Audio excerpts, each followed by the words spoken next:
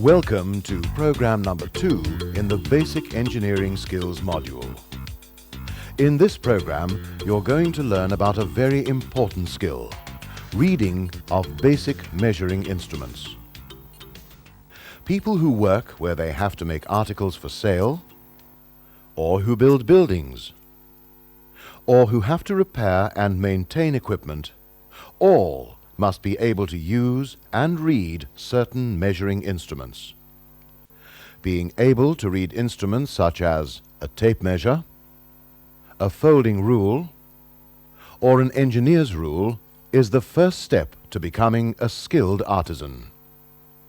All objects that we can make and see have sizes or dimensions that can be measured. The standard unit of length is called a metre.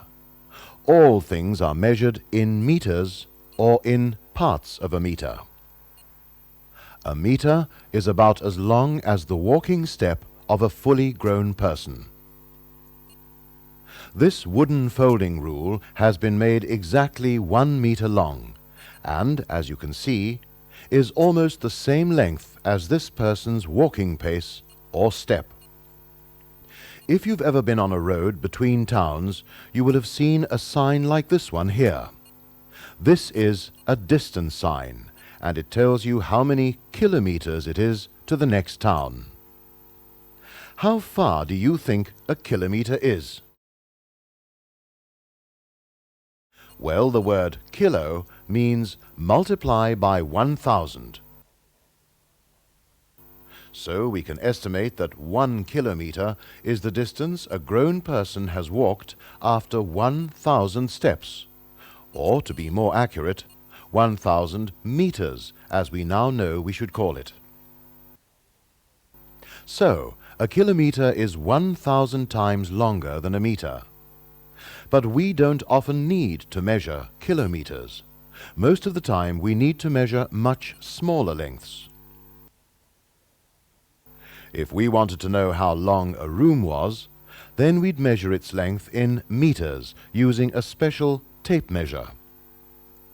If, however, we wanted to measure the length of this box, it would be too small to measure in meters because the box is much shorter than a whole meter.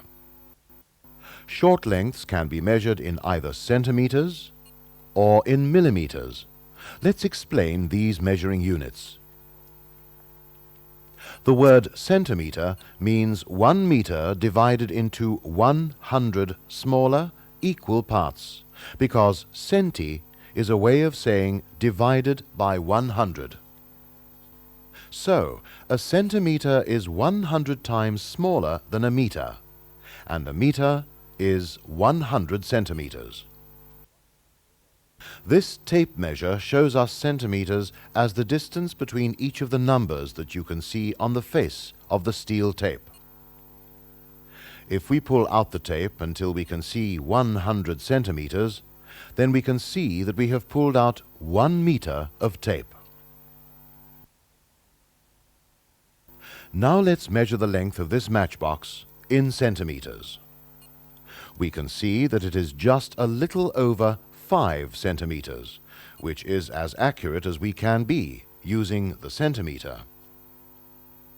If we want to measure even more accurately, then we must use millimeters, which are even smaller divisions that you can see between each centimeter. The word milli means divided by 1,000, which is simply 1 meter divided into 1,000 equal parts.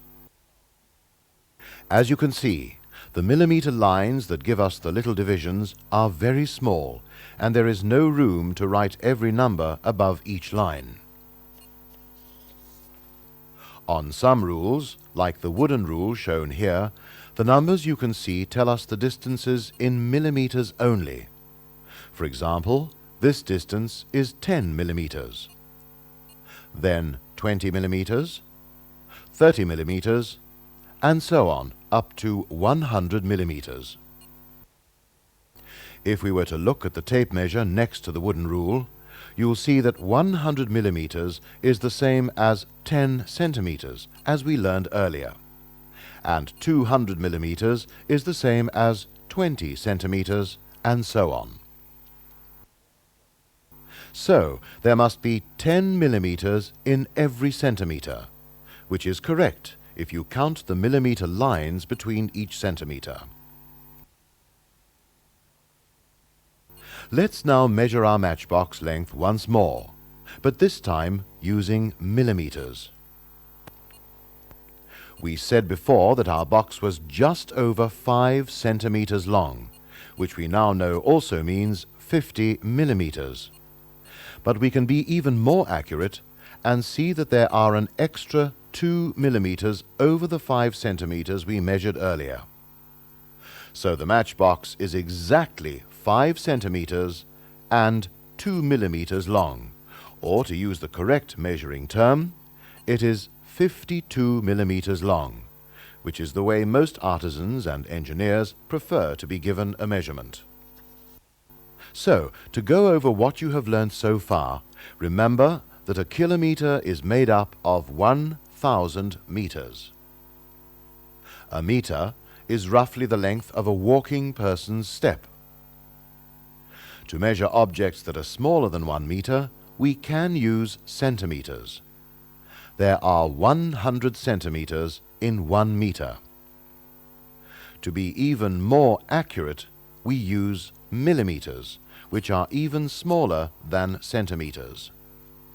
There are 10 millimeters in 1 centimeter. The millimeter is the preferred unit of measurement when describing the size of any object that is smaller than 1 meter. Stop the tape now and discuss what you have learned so far with your instructor or course controller.